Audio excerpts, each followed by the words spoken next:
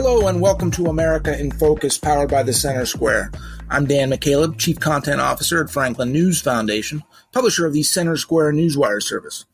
Republicans will once again have a majority control of the U.S. House by the slimmest of margins after a few more races were called this week. House Speaker Mike Johnson of Louisiana will keep his leadership position. In the U.S. Senate, the Republican majority there selected Senator John Thune of South Dakota to be majority leader. Joining me to discuss this today is Casey Harper, Washington, D.C. Bureau Chief for the Center Square. Casey, let's start in the Senate.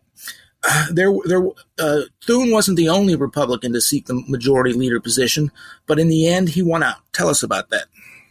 Yeah, that's right. There was an intense three-way race for the Senate majority position. Senator John Cornyn of Texas, Rick Scott of Florida, and John Thune of South Dakota. The way the process worked is they had votes this week, secret ballot on Wednesday. And if nobody got, I believe it was 27 votes, then they dropped off the third candidate on the list, who was Rick Scott. And then it was between Cornyn and Thune won out. Now, there was some hope among a lot of Trump's strongest supporters that Rick Scott, who's by far a lot more conservative than either Thune and Cornyn, was going to be able to win. Charlie Kirk endorsed him. Elon Musk endorsed him. There was a really kind of a grassroots campaign to quickly cobble these votes together, but the Senate would not be pressured, and they don't like to be too pressured in these kinds of things. And so Thune won out. I mean, a little bit about Thune. Thune, he's 63, South Dakota. He's a pretty fit guy. He says he likes pheasant hunting. He's been in Senate leadership for a long time, for several years. He's worked closely with McConnell in that time. I suspect that McConnell may have helped him. I can't prove that, but he has been a kind of a Republican leadership insider for a while. He hasn't been super outspoken against Trump, but he did not really go along with Trump on the whole 2020 election stuff. He was kind of critical of that, and around January 6th. Notably, he also endorsed Tim Scott for president in the primary briefly. So that's kind of interesting thing. So he's not particularly a Trumper, but now he's saying that, he wants to work with the president. He's willing to work on recess appointments, which, by the way, Trump did not endorse anyone, but he said whoever the majority leader is needs to agree to recess appointments so they can quickly get his cabinet in place. So what does that mean, Casey? What does that mean, a recess appointments?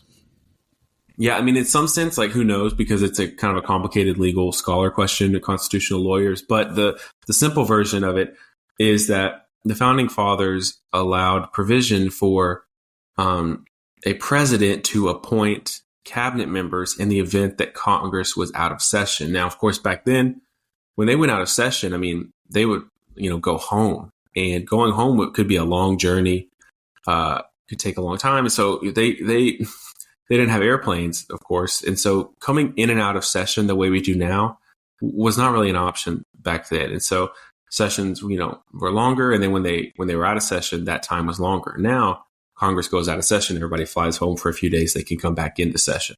So session coming in and out is just different. But back then, because session could be out for so long, they allowed for recess appointments. So the president could temporarily appoint a cabinet position.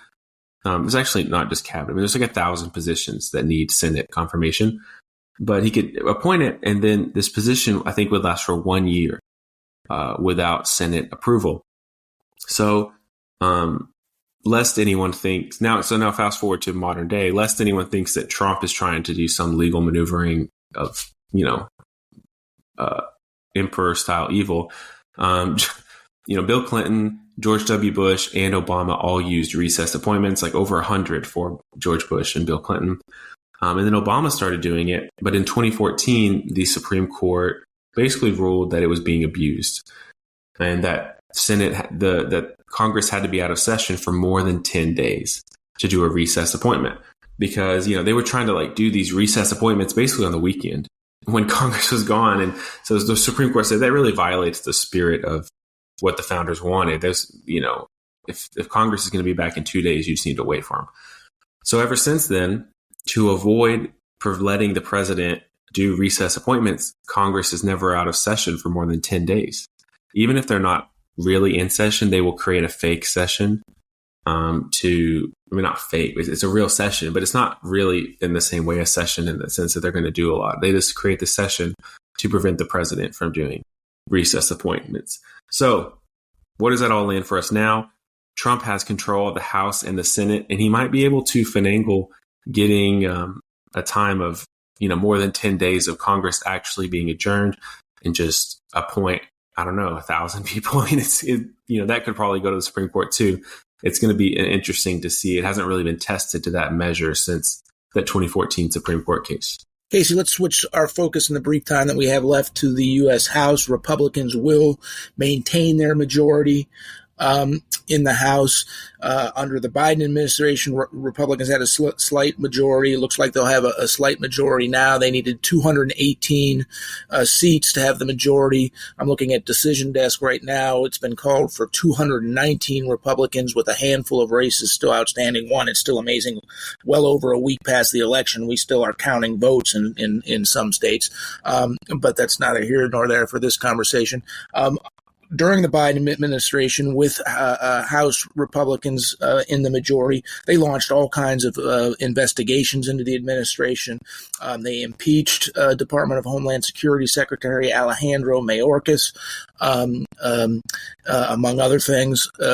What do you see a House majority doing with their subpoena power in a Trump administration? You think they'll continue to investigate the Biden administration looking backwards, or is their focus going to be on Donald Trump's agenda? I think that a lot of Trump supporters want them to focus on the agenda. I'm sure there's plenty of subpoenaing to do, and you already see, the House Oversight Committee has continued to do that. So they're going to have more teeth for some of these investigations, but lately these congressional investigations haven't gone too far. I think if there are some serious declassification, which is what a lot of, potential cabinet picks and people are talking about, we need to declassify more documents to reveal, what's been going on in the government. And then that could lead to some real serious investigations. I think the biggest win for Trump on this is he's going to be able to get, continuing resolutions passed. I think there could still be a government shutdown that, here in a few months, because the Democrats are going to want to push through some long spending bill. And I think a lot of Republicans are going to say the American people just elected Donald Trump, and we need to do a temporary funding so that when Trump takes office and the new House and Senate are in position, they can make a longer term spending bill. So I think there's a real fight brewing there. And then also Trump's not going to get impeached probably. So that's a big win for him. If, Democrats had the House, that impeachment would probably be coming. Thank you for joining us today, Casey. Listeners can keep up with this story and more at thecentersquare.com.